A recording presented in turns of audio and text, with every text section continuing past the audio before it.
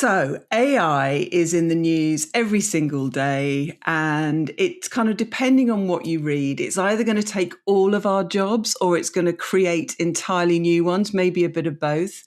The pace of change just feels unbelievable. And yet, behind all of these headlines, a lot of the organizations that I speak to are still figuring out where to even start with AI. But there are some companies who are just quietly getting on with it and doing amazing things. And Kantar is one of those. And so what's interesting about today's episode is that this isn't just a kind of tech story. This is HR right at the heart of something genuinely transformational. And so today I want to go kind of beyond the hype and really understand what it takes to make this stuff real. And I am delighted to be joined by Andy Doyle, CPO at Kantar. Welcome, Andy. Hi, Lucy. How are you? I'm good. Now, we go back a little bit, don't we? We do indeed. We have history. We have history. For people who don't know, and why would you? I was at the BBC for a few years, and Andy was at ITV whilst I was there. And we used to meet, I don't even remember, we would occasionally meet for dinner. And it would be you and I, and then there was somebody from Channel 4 that was there, the other television, big television, Diane, the other big television broadcaster in the UK. And there used to be this thing where whoever had the worst 6 months didn't have to pay for their dinner. And I never paid for dinner once, which I think kind of just shows that my job was so much harder than yours, Andy. So much harder. But the ITV is just one element of a really interesting HR career. So just for a bit of background, just give us a snapshot of your HR journey, and then go on to tell us a bit about your role at Kantar. Okay. Look, I mean, as I say, we worked together back in the media days, 15 years ago now. Oh I was my a chief God. people officer at ITV, and then I went and joined the world of private equity and became chief people officer of a company called WorldPay, who was the largest PE float in London Stock Exchange back in 2015, I think that was. And subsequent to that, I became chief people officer at National Grid. So very different. And then I joined That's a really different. So that's kind of big utilities and regulated, heavy engineering, regulated sector. And then I came to Kantar 4 years ago. Not really you, is it, Andy? It's not. I did 3 years. You did your bit. I know, and I learned a lot. I think, and you also, sometimes it's when you're in the harder parts of your career that you learn more. And then I came back to private equity and back to Kantar 4 years ago now, and I'm now Chief People and Agent Officer. I should have clarified that. So it's CPO and Agent Officer. Yeah, CPAO. There you go. It's a whole new acronym for us all. It's quite interesting, that, isn't it? That it's that the whole, and that's the agent responsibility for the whole of Kantar, not just for HR. That's the whole. And what was the thinking behind putting it with HR? I suppose there's two bits for us. One is the future of the workforce is a mixture of people and agents. And we don't quite know how that's going to play out, but we know that those two things will come together in how we do work. And secondly, the technology is not the issue. The technology works. You can make the technology work. And the issue is adoption and getting people comfortable with using tooling and using the environment that we can create for people. And that is a human challenge. That's a human change challenge. And we didn't want to put it in technology, so it feels like this is a technology piece. It's very much a human change agenda. That really belongs in HR, is my view. I'm a big advocate of that. And one of the things I say to HR leaders when I talk to them is, if you are letting your technology function take the lead on agentic deployment and the whole AI agenda, you are missing a beat and you will not be successful, because actually it's not the technology that's the issue in this case. It is how you use the technology and how you drive adoption and change in the workforce. And that is an HR challenge, not well, I think that's really progressive of you and Kantar to do that. I've just come back from a big HR tech conference and exhibition in Amsterdam, and there's all these amazing products and tools, and just blow your mind. But as you say, every single lecture or presentation I went to, everybody was talking about the human challenge of it. Yeah. And whether that be the adoption piece or whether it's even things like, if you're a manager and you've got a range of people, underneath you that know more about AI than you do, how do you lead them? How do you question? There's all sorts of things, aren't there, about kind of,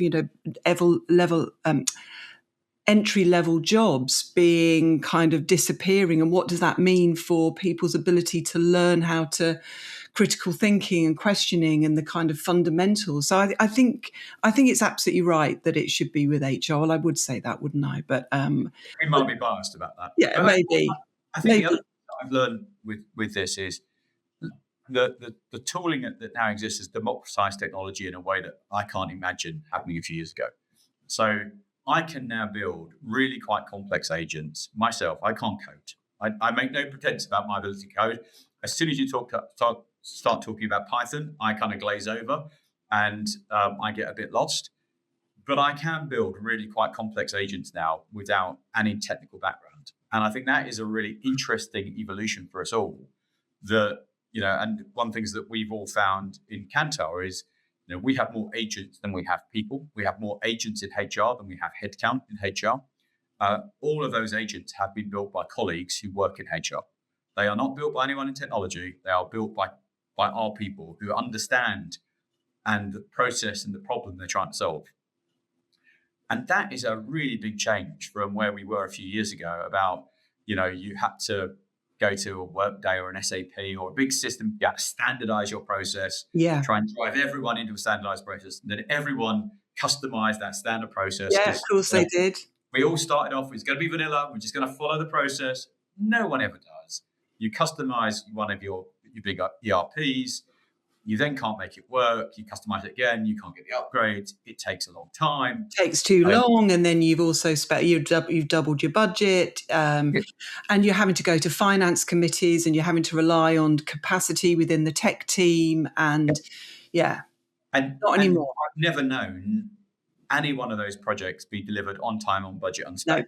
No, so normally all three of those go wrong. But so. Against that world, you're now operating in a world where you can develop agents in hours, might be very simple, and you can develop complex agents in weeks. And you can get the time to benefit and the time to adoption is much quicker. And that's a fundamentally different. Just give it, because people may not have heard of Kantar, but I mean, obviously they're massive, but just give us a sense of what it is that you do and scale, and just give us a sense of the kind of the number of employees and locations, and just give us a kind of an overview. Yeah, I mean, at heart, Kantar helps marketing teams understand how their brands are growing, what consumers think about their brands, the data and analytics behind consumers and brands. And if you think about all the noise that exists, all the signals that exists on social media, on TV advertising, on online advertising, how all that manifests itself to a brand saying, I'm spending $10 million, I'm investing $10 million in my brand. How do I get the best return for that to make the best return for me as a company? That's what we do. We help companies understand all that data through surveys, through signals, through our own IP. And we work with about 98 of the top 100 advertisers in the world. If you work in marketing, you will have heard of Kantar or maybe worked for Kantar at some point. Today, we employ 12,000 people in 63 countries around the world, and we cover about 30 more. So pretty global, very focused on helping brands grow. Brilliant. Right, let's get into it. I want to try and, I suppose, break this conversation down into 4 key parts. The sort of why you made the changes that you did within HR. And when we're talking for the purposes of today, we're not looking at all of the agentic work within Kantar. We're focusing purely on HR, but why you made the changes that you did, what you actually did, because I went and met you for coffee recently. You told me what you did and it blew my mind. How you made it happen, including some of the messy bits and the learnings, and where you would have done things differently if you had your time again. And then I'd like you to kind of give your view on what you feel this means for the future of HR. So we'll get into that in a bit, but let's focus first of all, kind of what was the business challenge that you were aiming to solve with this? Was it just one day you woke up and thought, I think I'm going to build some agents? Or, what was it? What was going on for you in HR and the HR team that made you think, right, now's the time? Yeah, it's been a really interesting 18 months, and a couple of things came together by happenstance. And I often think there are sliding doors moments in your career, aren't there, that you go, I wonder if I hadn't gone to that meeting, what would have happened? And I went to a meeting in October 2024 with Microsoft in Seattle, where their headquarters in Redmond, when they were showing, it was the very beginning of kind of Copilot deployment and Microsoft Copilot deployment. And I kind of sat there and thought, wow, curious. It was like, it can do all these things and it's amazing. And it's like, you go, wow, we've got to use that in HR. I had no idea how to use it. I had no idea what we do. And at the time, we had, like many companies, had 300 Copilot licenses as the special preview. And you found out every company of scale in the UK had 300 Copilot. You weren't that special. Best bit of marketing ever. But we all felt special. Yeah. We deployed those Copilot licenses and said, let's just understand what we can do. We gave 100 to our senior leaders and 200 to our colleagues in one location. And we said, go play. Just go see what you can do. Go learn. At the same time that happened, Kantar has been on quite a big journey. We've been private equity owned for 5-6 years. We were much bigger. We were kind of breaking the business up into component parts and selling the component parts. And we're now down to 2 big businesses, but we've gone from 30,000 people to 12,000 people as we've divested businesses. At the beginning, the HR team had about 700 people in. We still had about 350, and we'd reduced the cost by about half in that time. I was feeling pretty good about life. And the board, one of the things I really like about the board is they gave us a challenge. Yeah. And they gave a challenge that said, why can't you what would you need to believe to halve your cost again? And I was kind of like, whoa. And because I was going, that's not, kind of reducing that head count down by a couple there and increasing the ratio of employees to HR there. That's fundamental. Yeah. And I think one of the things that I really like about working with our PE owners is they try and push you to challenge conventional thinking. Because it wasn't asked in an aggressive way. It wasn't asked it was, what would you need to believe? What would you have to frame? What would you have to believe is true? And I kind of went, I don't know. And actually what we need to believe was we're going to have to blow up the entire HR operating model and reimagine a different HR operating model driven by agents and being AI. Your operating model was what? Standard kind of Ulrich? Ulrich, centers of expertise, business partners, a shared service vector. I suppose I've used that Ulrich model everywhere I've worked for the last 25 years. And I was always like, I didn't think there were enough, was there ever a time before the Ulrich model? I didn't, that had been the defining thing that's how you organised HR. Yeah. And so we had the agent piece coming along. This looks really interesting. At the same time as if you want us to reduce our cost by 50%, you'd have to do it differently. And that was the genesis of the journey. It started off with what would we need to do? And at the time, the idea that we could use agents in the way we now use them was fanciful because our first agent foray was complete failure. And actually, I think that's one of the things that we've been really good at as an organization is failing and learning through failure really quickly with our agentic work. And when you say it failed, what had gone wrong? Well, we just went, I know what we'll do. We'll take a Copilot because this looks very credible and very capable, and we'll put it over our intranet and it can answer all the HR questions. And what it exposed was, yes, it can do that, but the data that was on our intranet was, we had 23 versions of the same policy. The policies were written in different ways, in different formats. Just from a policy point of view, HR functions are not very good at keeping policies up to date. They're written by different people at different times. If you just take the core policy suite that you would have on sickness, on absence, on holidays, on whistleblower, they're fairly nothing very special, but the kind of core components of an employee handbook and a policy framework. We have about 60 policies per market. Some have a little bit more. But when you operate in 63 markets globally, that's about 4,500 policies. Yeah. And they've all been read. All written with different, some were guidelines, some were, some detailed, some very specific, some user some looking very pretty because we tried to engage colleagues to make it easy to read. Machines don't care about graphics and how to make it easy. And we found 23 versions of the same policy hidden on various parts of our website because that was a 2009 version that had been archived. And Copilot loved them all equally because it without guidance, goes, oh, you asked me to find a policy. I found it. I've got it here. Here you go. Aren't I clever? And the fact that it might be wrong and you've got hallucination, you've got all sorts of problems. You went, okay, so the big idea has just failed at the first hurdle. Yeah. And from that came, we've got to do this differently. And we started by let's standardize all our policies, all 4,000, I think it's 4,253 or something like that.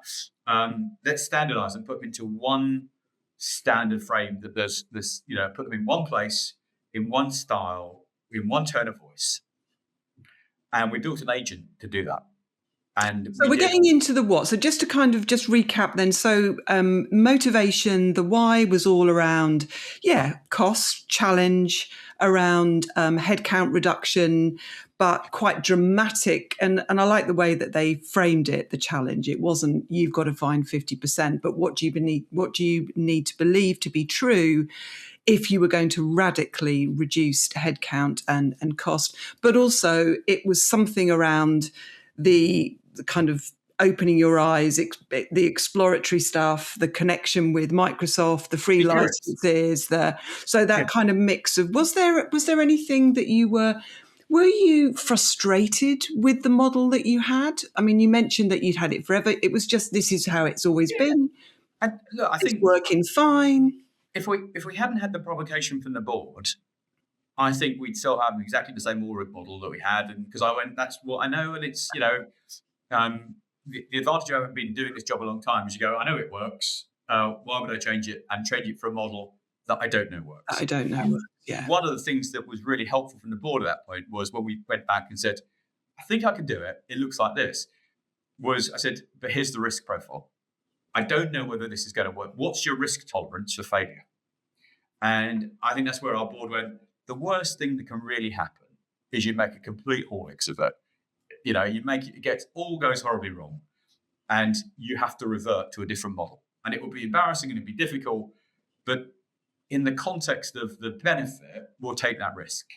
You've got that top cover, you'd got a degree of tolerance around risk that gave you the space, which is, not every CPO has.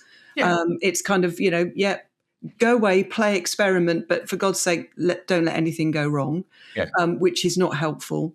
So the conditions were good in that sense. You'd got a fantastic challenge, which meant that you couldn't just salami slice and do things, sort of slightly less well or slightly differently. It had to be radical. You'd got these new sort of ideas and tools and you'd got the space to make it happen. So you started to talk then, and apologies for taking you backwards, but you started to talk then about first step was we had to consolidate the policies into something that Copilot could understand and presumably prioritize in some way or handle in ways that aren't linear, that there might be certain policies which superseded others, or so, because we're dealing with human beings, aren't we? So it's not just what's the policy, here's the answer. It's also, well, who's the manager that's asking this and what's the precedent and what's gone, so it's a complex area. So take us through the consolidation piece and then what it kind of ended up looking like. Yeah, I think there's two pieces of our journey. One is you've got to underpin, in order to radically shift your model, you've got to create capacity in the model. So the agent work is quite good ways for us to create capacity to let us reframe the model elsewhere. So when we talk about our agents, the agents that we built in HR are all designed to try and free up the human from work that they do today that is predictable, dull, monotonous. It frees up time. Yeah. And so it frees up capacity. And then you can choose what you do with that capacity that you create. So using the example of the policy, it would have been the work of years for someone to review 4,000 policies, put them in a standard template. I mean, they lost interest after about policy 4. We created an agent that did that. That said, look, this is how it's easy for us to create a common language. We created a set of agents. And one of the things that I think we learned in playing around with this at the beginning was the more complex the agents you create, the more risk you carry, Yeah. and the slower it goes. So, but if you create very simple agents that do just one task, you can make real progress really quickly. So rather than trying to get an agent that did everything, we created a set of agents that said, this agent is designed to take the policy and rewrite it into a standard format that covers all the things that we need and identify if there's not enough information in the current policy to complete that task. It didn't worry about tone of voice. It didn't worry about legal compliance at that point. It just, here's a clean version of your policy in a standard way. We created another agent that said, I am your tone of voice guideline agent, and I will take whatever you've given me in whatever language you operate within, and I will put it into a tone of voice that is consistent with our brand guidelines that exist today. There you go. The third policy would do a translation, because maybe we would operate the policy in, a local language. We don't have, English is not our natural language of the organisation. We are inherently quite a local organisation. Whilst English is probably the most spoken language, we translate most of our documents into 7 major languages. And our engagement survey is taken in 29 different languages, and 99% of people take it in their preferred language is their home language. Yeah. So even if they are perfectly fluent in another language, they typically take it in their home language. So we had a translation agent that said, if you are translating this from, I don't speak any languages, I want to have a look at some policy. Can I read it in both English and German? It will give me a translation side by side. And importantly, not only will it do a translation, it will highlight phrases and terms that don't translate well or mean different things. Like termination of employment in the UK is not, in some languages can be translated as death. That's an unhelpful policy frame from a HR point of view. And the translation agent just handled that, didn't just translate literally, but identified and was sensitive to nuance. And then we had an agent that was a legal compliance checker that said, if I go out and look at this policy that you've written relative to the employment guidelines that exist in this market, how high risk is this policy? Are you compliant, not compliant? Should you go and engage in further review or not? So, and as a result, we translated all 4,000 of those policies into one common framework in a week. In 1 week. So that is years worth of HR work that is really dull. And was it perfect? And tons of legal fees. And was done in-house in a week. And actually, the thing that slowed us down was actually feeding the policies in, because we hadn't got an ingestion engine that kind of like did it quickly for us. And I love the fact it's taken you a week, and you're saying the things that slowed us down. Yeah, but I think this is the sort of stuff with. If we were doing that today, we'd have an ingestion engine at the front to kind of push the folders into it to automate that. It goes into the machine and you save them in a policy document at the end. We didn't automate that bit. That was still humans doing that bit. Yeah. I would just automate that if I was doing it today. So these are just... But you've now got all of these amazing, this policy stuff. It's streamlined, it's up to date, it's legal in the jurisdiction in which it's based, etc. Then you're now doing the bit which is the human piece, the answering queries. And I think when we met for coffee, because this is the bit that I found the most exciting, was you talked about different levels. Yeah. And I think what we tried to do was, anyone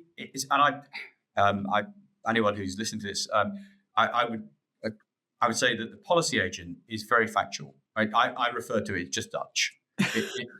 Apologies to any Dutch listeners. It has a Dutch directness, which is brutally true. If you say, how many days could I have for this? Or, am I entitled to under our policy? It will go, the answer is 5 days. It has no nuance, no subtlety. It's accurate. It doesn't care how you are or how you're receiving this message or whether you'll be upset by it. Yeah. It's just the truth. Yeah, this is the single source of truth. So as we started playing with this, we went, okay, good news that we've got clarity on the policy. but the delivery of that matters. Yeah. Because if someone is upset, or if someone is searching for information about a life event, or they're thinking about someone is pregnant, they're trying to understand what their rights are, or someone is being wanting to raise a discrimination claim, or someone is trying to raise an issue about bullying, you can ask the agent about that. But if you don't have subtlety and nuance associated with that, at a time when you might be like, if you're just asking how many holidays or days have I got left, Then you don't care. But there are lots of But times. as you say, you either got some amazing, exciting life events happening for you, or you might be going through some very difficult, challenging times, and that might need something a little bit less brutal. And just as we would expect a really good HR business partner to be able to read the room a little bit and go, although I have met one or two that are a bit more direct, but generally HR people would have an emotional empathy that says, someone's just told you they're pregnant. Irrespective if you're really thinking, how am I going to cover that vacancy? Start with congratulations. And the agent does that. So the agent tries to replicate some of that. So the policy agent is very direct and straightforward. Sitting alongside that is an emotional agent, a sentiment agent, essentially, which goes, I will intervene if on certain life events, and we've trained it to do certain things, to be a bit more human. To say thank you, or to acknowledge that this must be a difficult time. So if someone's asking about compassionate leave, you don't want the answer to be, well, under our policy, you have X days to take off for the funeral if the relative is one of these conditions and this, you want something that says, well, the policy is like this. It must be a very difficult time. Here's some other support available. The policy is a guide. It's not an absolute. This is what you should do. Let me help you. I can direct you to other resources. So it's more helpful. But if you then let the policy and the emotional agent come together, the emotional agent might get a bit carried away and try and be too helpful. Yeah. So you need to kind of put a conditional element around it to go, but I only want you to operate in this framework. So we have what we would call a boundary agent that says, and we're constantly learning how to tweak the boundary agent up and down as we get more experience of things that are working and things that don't work. That kind of goes... Because that's the judgment bit, isn't it? Which, as you said, you've got, a great HR business partner will give you the right information. So that's your first one. It will apply emotional intelligence, right, and that's your emotional agent. But it will also have this wealth of experience that will just go, red flag, not comfortable with this. And that is so contextual. And how on earth do you develop a boundary agent? And then maybe you're always going to have to be flexing this. I don't know, but it's just... I think we'll always be flexing it. Yeah. And I think you're trying to go, that you and I, with lots of experience in HR, just sometimes you come across a situation where you go, and on the surface, it all, the questions are all exactly that, but there's just all of these other factors that your spidey senses just pick up. So look, we can't create the spidey senses yet. But what we can do is we create conditions where we go, we're worried about the boundary. So I'll give you an example. When we started doing this, we didn't want maternity pay calculation done by the agent.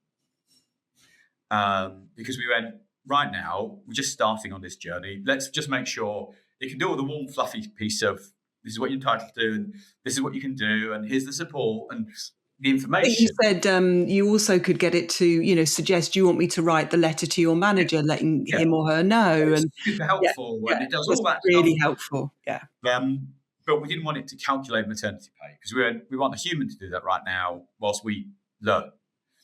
Actually, the agent started calculating, we'd given the agent the ability to do that in our coding of it, or training of it, so it started being helpful. It's like, let us show you, and this was something we picked up in the pilot.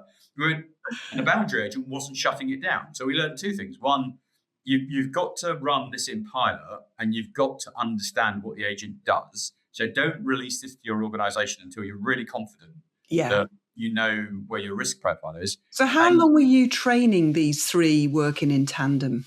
The reality is there's about 40 agents that work in tandem there, because every interaction requires a different agent, and it's in a wrapper. So we've been training them for about 6 months now. It's live within the HR community. We've been using this down with our service delivery teams to answer queries. So they're using it and actually that's an easy way before you release it to the organization. to just release it to your service delivery teams. Because with a global team, if I'm based in India, do I know what the French employment law is on this? I've given that team a really, really good tool to be able to answer with more confidence. So some of the team would go, I knew the answer. And some of the team would go, oh, I didn't know anything about French employment law or whatever it might be. Yeah. That team have been the biggest advocates of this system because they built it with us. And they've been the people that said, I solved when we started, they solved the query in the old way and then pushed the query through the agent to see what it looked like, to give us confidence in that. And that highlights that sometimes we had gaps in our own knowledge where we were going, the agent has suggested doing something and it's different to what the agent, our human, has done. Is it because the agent is wrong or is it because the human is wrong? And sometimes it was the human who was wrong because, we also talk a lot about hallucination in machines. You can train out hallucination and tighten up hallucination, but humans hallucinate too.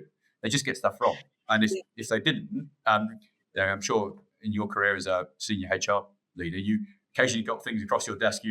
How did all that get to this? That's what happened. So we've developed the agent. We've got it across the people community. We're launching it to the organisation actually next week. So it will become the only way to talk to HR from next week, where we start bringing it to the organisation scale. But that's one big agent. But we've got loads of other agents across TA, across reward, across comms, across business partnering, all of which are helping people to free up time to do better. And it's meant a big reduction in the number of HR headcount, doesn't it? Yeah, I mean, we've probably gone from about 350 to about 200 now. I think we don't know where this will take us, and we don't know where. We're making choices on capacity, and there are some bits of the work where the work is genuinely going away, and our talent acquisition team is quite a good example of that. We've automated and put systems and agents across our talent acquisition team. In the last 12 months, we've doubled the productivity of the team and halved the team size. And that team is hiring the same number of people that they were hiring 12 months ago at a quicker pace, and the team are more engaged. So in the engagement results we just had back, that team are happier because what we've done is the jobs that people are doing are more meaningful. They're more interesting. They're doing the stuff that recruiters love doing, which is interviewing people. They're doing less of the stuff about writing up interview notes. That's all done now. That's all automated. So we've made the jobs more valuable and actually better paid. And I think there is a trade here about where do you take jobs of the future, because I think you might have in some teams fewer roles, but they'll be better, more valuable to the organisation, and the people doing it will be more valuable to the organisation. So in terms of the experience of managers, leaders, employees who've been on the receiving end of advice, guidance, support from the HR team who are now interacting with agents, what's been the feedback from them? Look, I think one of the big things that we've had to break is the manager-business partner relationship. Mm. And this is one that, ask me in a year's time. This was the one where I went, when you told me. Yeah. So, we've done two things. We had about 60 business partners of varying levels of seniority. I'd say about a dozen really, really experienced business partners, very, very senior, very, very capable.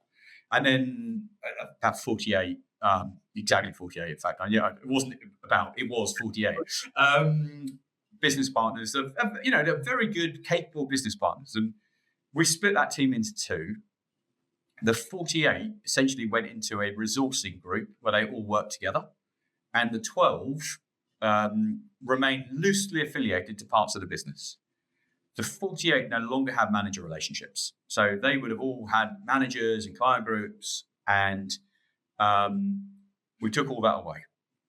And we took their workday access off them, so they can't see anything in client groups anymore. So the manager and leader, because there's always been that classic thing, hasn't there? You introduce technology, or you introduce a shared service center, or whatever it might be, and yet the business partner, because they care, because they don't want the manager to be bothered, they don't want the manager to have to do the admin or whatever it might mean, so they act as the intermediary.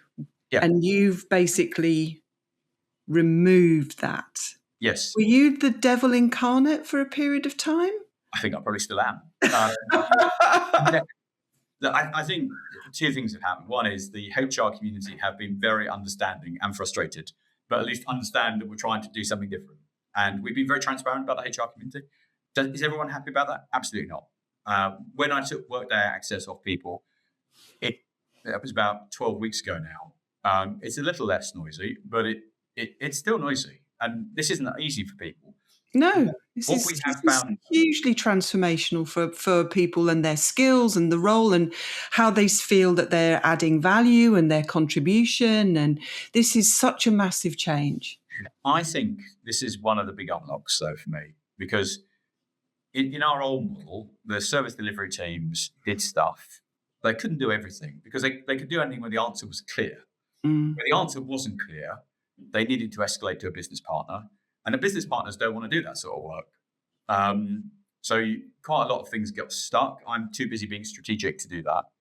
And I want to be strategic. I said, don't we all? But, I still do operational stuff. I always say this, God, I mean, I can actually count on one hand, I think, the number of times my CEO asked me anything truly strategic.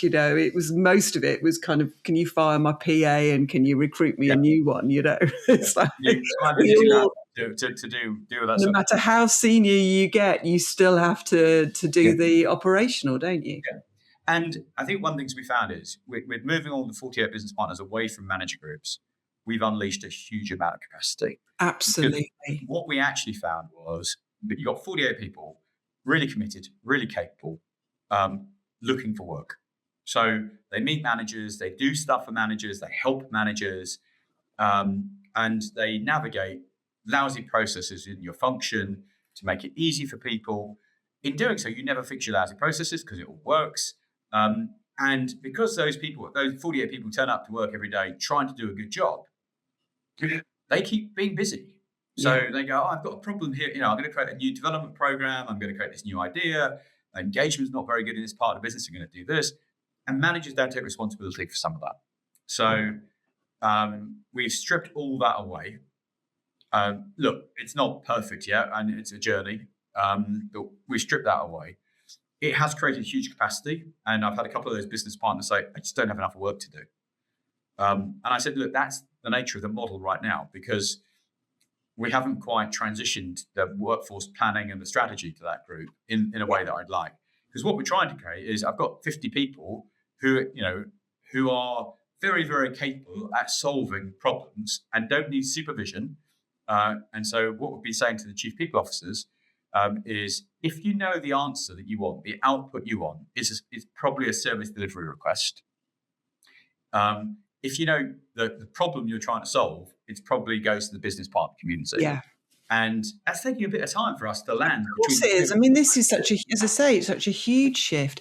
I just wanted to touch on the fact that you built this pretty much within your own HR team.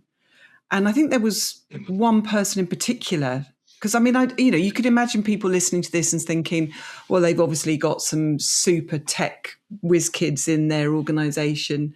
And you may have, but wasn't it not your payroll manager who led on this a lot?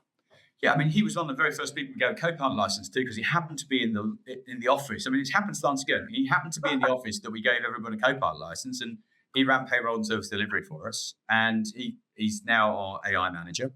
But actually, I think it's a mindset. I don't think it's just about a person. Anybody can build this technology right now. There is no one listening to this podcast. There's no one in HR who cannot build an agent. The only thing that's holding you back is your fear of building an agent. So, go on to Claude, go on to Microsoft, go on to OpenAI or ChatGPT, describe the problem and ask for help and start there. And you might be, there's massive amounts of tools and, information available. I'm proud, actually, that as a HR function, we are the highest user of Copilot in the organization. We have more master users that's in brilliant. the organization than anywhere else. Yeah, no, that's brilliant. And I think, I'm proud of the fact that in HR, we've tried to upskill our people to build agents. And if I look at our top 10 agent builders inside the organization, 4 of them are in HR. So it's not just one person. We've upskilled the leadership team. Anybody can build an agent. I build agents all the time. I've got 30 or 40 agents that I've built to help problems, and some of them are very micro. I built an agent for two of my HR directors that didn't understand a reward issue because our reward stuff is quite complex. Yeah. I just built them an agent to help them be able to navigate hiring someone new in our reward schemes. And it took me half an hour, 40 minutes to do. Really simple to build, but it just meant everything I know about this topic I could give to a couple of my team in a way that they could ask questions, they could interrogate it. Not all agents need to be big and orchestration and interconnected and going into Workday. Lots of the agents you build are knowledge agents that you're just transferring knowledge between people. Just reflecting on, you've kind of done this as we've gone along, but there may be some other bits and pieces as well that would be useful for people to hear. If you were starting again, knowing what you know now, is there anything you would do differently? Not at all? Different order? Is there anything kind of that you think, we moved too quickly on that, or not fast enough on that? What's the kind of the learnings for you? I would probably double down on training the HR community. I think that one of the things that for us as a community is we're a bit afraid of tech, and there aren't that many people in the HR space that genuinely understand technology. And I think you can do some really good foundational basics in technology that will help. What is a large language model? How does it work? How do you create auditability? How do you avoid it becoming a black box where you can't see what it does? These are things that I think we've had to learn. Yeah. We've created agents that are a bit black box thinking. And you go, the answer's 42. And you go, where's your workings out? How are your workings out? Do you remember that in maths? That's right. You always had to give your workings out. Yeah. And actually, that's what we've learned is like from an audit trail ability, from a governance point of view, from a control environment point of view, you need to see the workings that said what part of the process when, did you interpret the policy correctly? Tick. Did you then make a recommendation based on the policy? Tick. How did I evaluate whether that answer was correct? Did I keep a record of that? How have I built the records and the systems and governance to do this? I think when we started, we were probably, and I blame myself for this, we were trying to drive progress, and we've had to kind of come back around on some of that. I think if we'd have built that in at the beginning, we wouldn't have had to rework some of the agents that we've done, because when you try and get to production rather than a proof of concept, all those things matter. Particularly if you're a regulated industry or something like that, and you go, well, why did you give that person that advice? You can create the record and the control. And we kind of came back around that loop later. And I think the second thing I do is there's a big barrier on here about adoption. The technology works. It's the adoption that matters. And therefore, if you can create that capability in HR of a willingness to fail, none of us like failing. Yeah. But with this approach, you've got to fail. You've got to build and iterate and try, and not think of it as failure, but think of it as I just haven't solved the problem yet. And as you work through that, you build capability in the HR function, which transmits to the organization. And one of the things I really believe is if you're being able to show the art of the possible in HR about your intervention with a manager, about here's the job description that came out from the agent, it's just a touch point for the manager going, can I do that? Or here's the reconciliation agent that reconciles the finance headcount and the HR headcount every month. A great little example for me of a super agent we built, the head of our head of analytics built. And she said to me, I spent 8 hours building this agent at the weekend. I was so excited because now I fixed it and I created the audit trail. This used to take someone in my team a week to do every month. I remember that, the bun fight with finance every time, FTE versus etc., and trying to reconcile those two figures. Yeah. And we now do that in 2 minutes every month. So, you go from that team is a team of 3 people.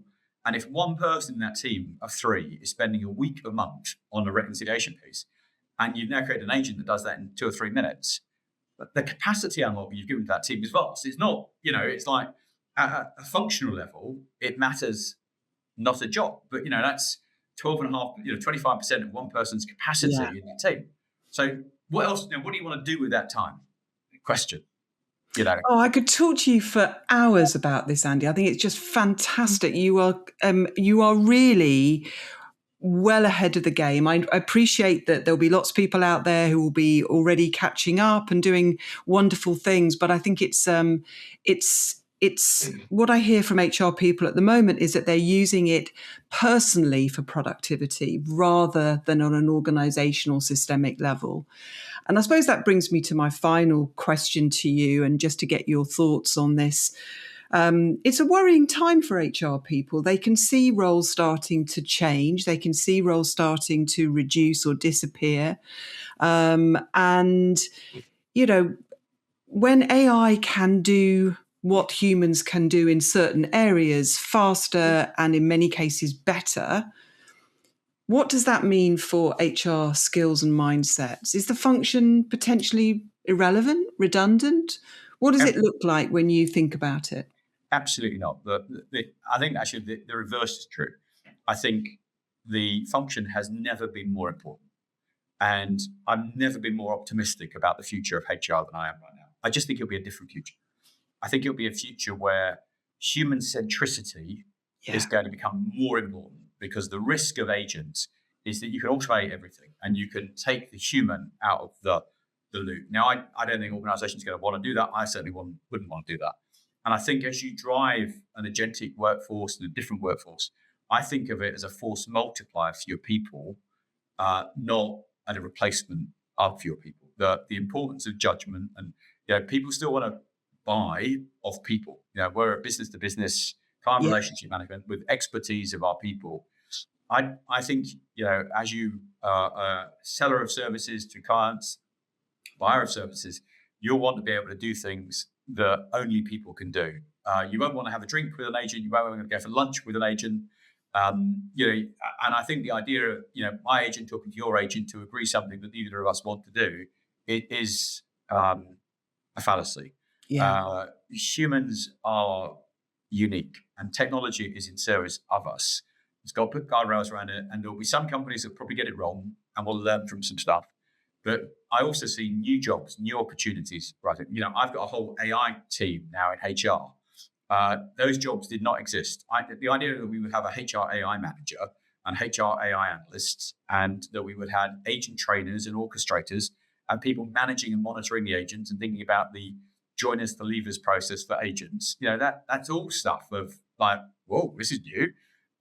So I totally agree with you. I think it's so exciting. You and I have been banging on about kind of human HR and judgment and, that kind of broader capability, not just being transactional, process, compliance oriented. And it's always felt a little bit out of reach until now. And I think that's where the future will be. And therefore, how important is it for your people to have skills in mediation, have skills in dispute resolution, have skills in coaching and organizational design and team effectiveness? And how do you drive high performance through people enabled by the agents? Not exactly. Yeah. And I think this is going to be I genuinely think this will be a glorious decade for HR involvement. But if it is, we've got to lean into take moment. And therefore, I encourage every HR director, every HR person I speak is like, get yourself upskilled, listen, learn, be curious, fail. Look, some guardrails. Don't go posting your sensitive data into a large language model. You've got to be careful about some of this, but don't be afraid. Don't be afraid. Well, I think that's a really positive note to end on. Andy, thank you so much for taking the time and sharing your experiences and the journey that you're on and other cliches. I just think it's so exciting. And I really appreciate you coming and joining this podcast today. If people wanted to connect with you, is LinkedIn the best way of doing it? Yeah, just drop me a note on LinkedIn. I kind of post there about I started posting about some things we're doing as a HR function, and also some tips to get started on working on agents yourself. Brilliant. So there'll be a couple of things that start appearing on LinkedIn to try and be helpful and try and take some practical steps. Great. That is great. And we'll put your LinkedIn URL into the show notes so people can connect with you then. Let's leave it there. Andy, thank you so much. Thanks, Lucy.